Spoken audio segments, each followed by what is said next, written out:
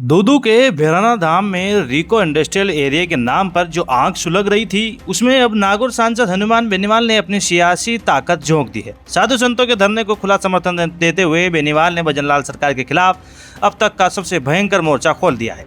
उन्होंने सरेआम ऐलान कर दिया है कि 27 मई को भैराना धाम में लाखों लोगों की महापंचायत होगी और अगर सरकार ने जबरदस्ती किसानों की जमीन और गोचर भूमि पर रिको थोपा तो सीधा जयपुर कूच किया जाएगा।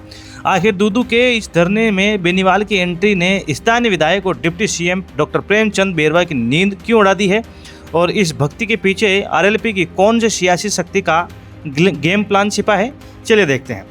सबसे पहले समझिए कि भैराना धाम में बवाल क्यों हो रहा है। सरकार दूदू के भैराना धाम के पास जमीन अधिकृत करके रिको इंडस्ट्रियल एरिया बनाना चाहती है, लेकिन स्थानीय साधु संतों और किसानों का आरोप है कि इसके लिए उपजाऊ जमीनें छीनी जा रही है।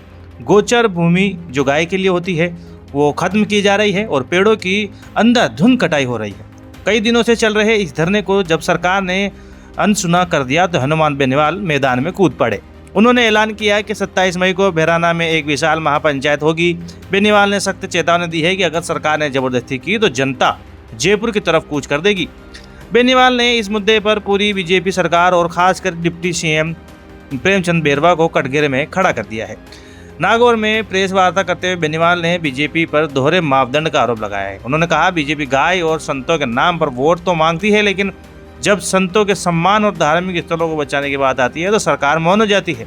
उन्होंने दूदू के स्थानीय विधायक और प्रदेश के डिप्टी सीएम डॉक्टर प्रेमचंद बेरवा पर भी गंभीर आरोप लगाए कि वो संतों का साथ देने के बजाय सरकार और ब्यूरोक्रेसी के इशारों पर चल रहे हैं। बेनीवाल ने सरकार को बजरी माफिया और पेपर लीक और बढ़ते अपराधों के मुद्दों पर भी जमकर घेरा।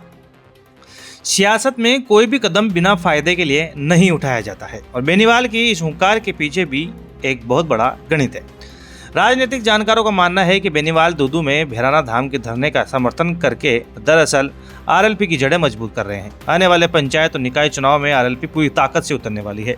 दूदू से आरएलपी पहले भी चुनाव लड़ चुकी है और अब संतों व किसानों के इस आक्रोश को भुना कर बेनीवाल वहां अपना वोट बैंक पक्का करना चाहते हैं। अगर 27 मई की महापंचायत में बेनीवाल के आह्वान पर हजारों की भीड़ जुट गई तो ये भजनलाल सरकार के लिए एक बहुत बड़ा सरदर्द बन जाएगा।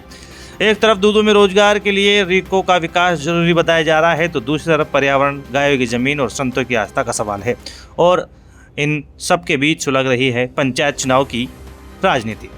क्या आपको लगता है कि हनुमान बेनीवाल की इस महापंचायत के बाद सरकार को रिको का फैसला वापस लेना पड़ेगा? विकास और आस्था की इस लड़ाई में आपकी क्या व्यापक राय है, कमेंट बॉक्स में जरूर बताइएगा।